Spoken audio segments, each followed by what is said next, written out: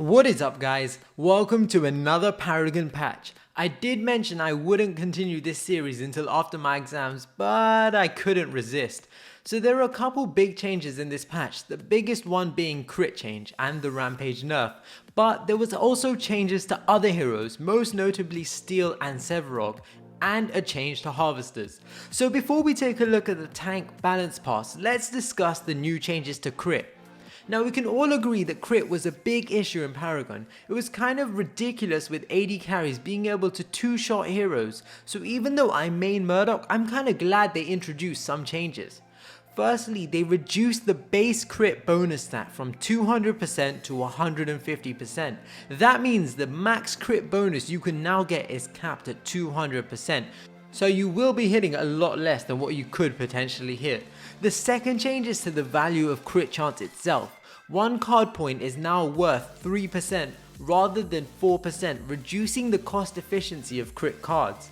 Now I have no idea how this is going to impact the game. Obviously AD carries don't hit as hard, so automatically one can assume that this buffs melee heroes and casters straight off the bat. For example, Grux got nerfed into the ground. He could potentially be viable now because you don't necessarily rely on crit with him, and he can survive that much longer because he won't be getting two-shot as he tries to close the distance. Feng Mao is probably going to be even more powerful than he already is, so melee heroes definitely received a buff here in my opinion.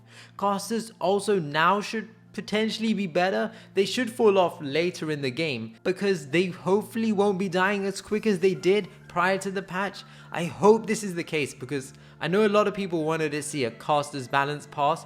I think Epic should let it play out for a bit and see how casters adjust to the new crit change.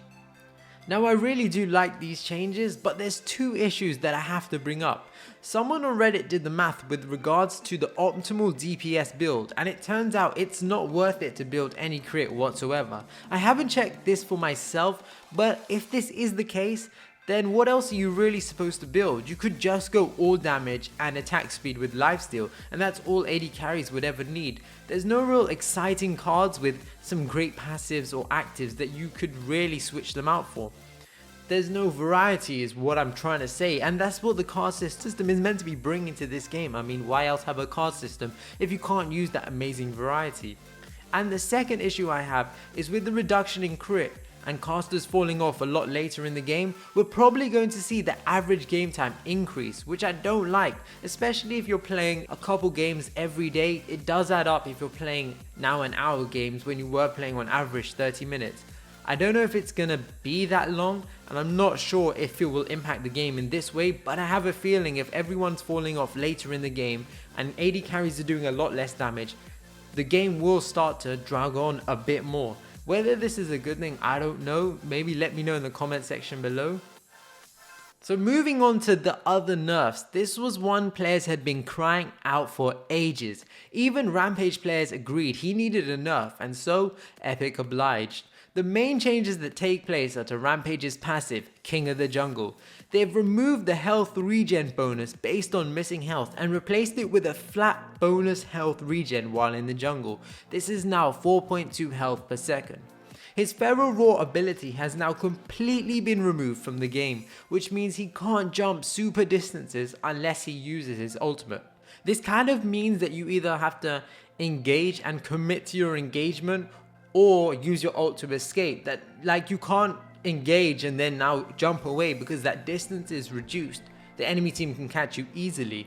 So what they did was, instead of completely reworking Feral's Roar, they just completely straight up removed it and replaced it with Thick Skin, a passive ability. Now this ability grants health regen, and the amount depends on the ability's level, so leveling it up will increase the health regen. The exact scaling is on the blog post, but at level 5 he regens 11.2 health per second, and Epic say this is to emphasize that Rampage is a regeneration tank. The final change is to Rampage's ultimate, and this was probably one of the biggest issues with his ultimate, was the fact that you could use Feral's Roar and Pounce to jump a huge distance, then you could just ult up and then pounce again, and you could jump another huge distance, which is kind of ridiculous. His ultimate now no longer resets Pounce's cooldown, and they've removed the immediate bonus health gained, but during the ultimate, Rampage gains a huge amount of health regeneration, with it being 250 health per second at level 3. So some big changes. I don't know if I agree with all these changes. I think they really needed to work on his Pounce and nerf his ultimate a little bit. I feel like now Rampage is less viable than Steel, which just means everyone is going to pick Steel rather than Rampage. Speaking of Steel, however, he also got some changes. Hardly anyone ever used to level up Steel's right mouse button ability, and so Epic have buffed it to make it a more viable option. If you don't know, his right mouse button was just a shield that he used to bring up with his arm. So they have increased the collision size so it's easier to block enemy shots as well as block enemy heroes. They've also increased the amount of armor granted while you use this ability, which now means it acts more like a real shield. The second change to Steel was, I guess you could say, a nerf to his force shield. They shortened the cast range, which means you can't throw it down as far as you used to be able to. I'm not sure how this is going to impact the game. I don't think it's that big of a deal, but the fact that when you run through his shield, you no longer get a shield is a big deal. I don't think this was a game-breaking difference prior to this patch, so I'm surprised they remove it. I don't think it will have a huge impact, but I don't know of a reason why they would have removed it. The final tank to see a change was Severog. Unfortunately, it was just a buff to his ultimate. They improved the targeting for his ultimate, increased the damage and scaling, but they removed the extra damage gained from your stacks, which I actually think is a good idea because I know a lot of Severog players that didn't get to 100 stacks till quite late game, and usually they'd have their ultimate to level 3 way before they got to 100 stacks, so that gives them a great advantage.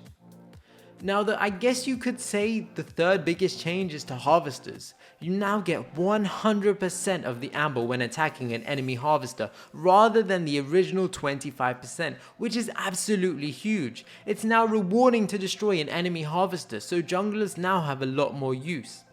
I'm hoping this might mean Kallari gets more action, but I doubt it unless they're gonna buff her. It's also important to note that harvesters now no longer provide vision, so I guess you would just be able to see if an enemy was attacking it, but the area around it would still be invisible to you. This is mainly for the Orb Prime because I think having that harvester gave you some vision whether the enemy team was doing Orb Prime or not. And finally, I know a lot of you were waiting on some skins. Well, we got 6 new skins. They're less of a recolor than the current skins, and I have to admit I do like Sparrows, Deckers and Rampages, but I really want to see Epic take skins further, maybe adding some different taunts, animations, just bringing the characters to life and some personality. Just thinking a bit more outside the box, I guess. Chris Atlas, one of the Paragon community managers, did confirm that these are coming, and he said they're issuing a blog post tomorrow with more details, so be sure to check that out if you're interested in skins.